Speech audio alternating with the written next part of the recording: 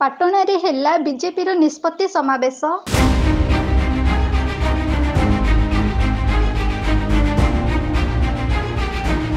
କେନ୍ଦୁଝର ଜିଲ୍ଲା ପାଟଣା ନିର୍ବାଚନ ମଣ୍ଡଳୀ ଏକ ଜିଲ୍ଲାର ପ୍ରମୁଖ ନିର୍ବାଚନ ମଣ୍ଡଳୀ। କିନ୍ତୁ ଏହି ନିର୍ବାଚନ ମଣ୍ଡଳୀରେ ବିଜେପିର ବିଧାୟକ ପ୍ରାର୍ଥୀତ୍ୱକୁ ନେଇ ଦଳରେ ଉଷ୍ମତା ଦେଖାଦେଇଛି।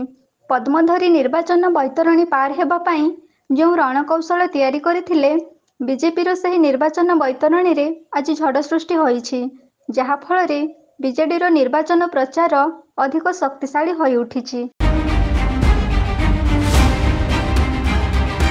ଗତ ନିର୍ବାଚନରେ ବିଧାୟକ ଟିକେଟ ହାତେଇ ନ ପାରି ସ୍ୱାଧୀନ ଭାବେ ଲଢ଼େଇ କରି ବିଜେପିକୁ ହରେଇବାରେ ମୁଖ୍ୟ ଭୂମିକା ନେଇଥିଲେ ଅଖିଳ ଚନ୍ଦ୍ର ନାୟକ।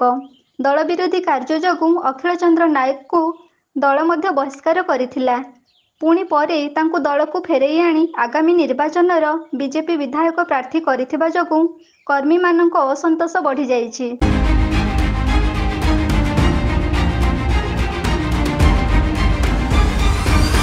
ଅଖିଳଙ୍କ ପ୍ରାର୍ଥୀତ୍ୱକୁ ପ୍ରତ୍ୟାହାର କରି ତୁରନ୍ତ ନୂତନ ପ୍ରାର୍ଥୀ ଘୋଷଣା କରିବାକୁ ରାଜ୍ୟ ସଭାପତିଙ୍କ ନିକଟରେ ପାଟଣା ବିଜେପି ସଂଗଠନ ପକ୍ଷରୁ ଦାବି କରାଯାଇଛି।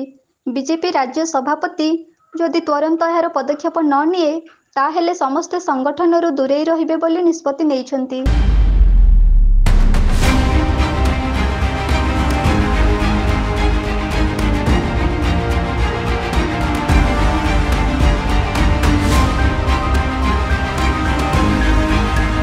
ପାଟଣା ବୈତରଣୀ ନଦୀ କୂଳରେ ବିଧାନସଭା ସଂଯୋଜକ ସୁଦର୍ଶନ ମହାନ୍ତଙ୍କ ଅଧ୍ୟକ୍ଷତାରେ ଅନୁଷ୍ଠିତ ହୋଇଥିବା ନିଷ୍ପତ୍ତି ସମାବେଶରେ ଅନେକ ବିଜେପି କର୍ମୀ ଉପସ୍ଥିତ ରହିଥିଲେ।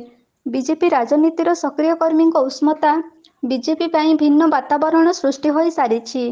ଅଖିଳ ଚନ୍ଦ୍ର ନାୟକଙ୍କ ପ୍ରାର୍ଥୀତ୍ୱକୁ ପ୍ରତ୍ୟାହାର ନ କଲେ ବିଜେପିର ଦୟନୀୟ ପରିସ୍ଥିତି ସୃଷ୍ଟି ହେବାବେଳେ ବିଜେଡି ଦଖଲରେ ଥିବା ପାଟଣା ନିର୍ବାଚନ ମଣ୍ଡଳୀର ପଲ୍ଲା ଭାରୀ ହୋଇ ରହିବ ବୋଲି ସାଧାରଣରେ ଚର୍ଚ୍ଚା ହେଉଛି।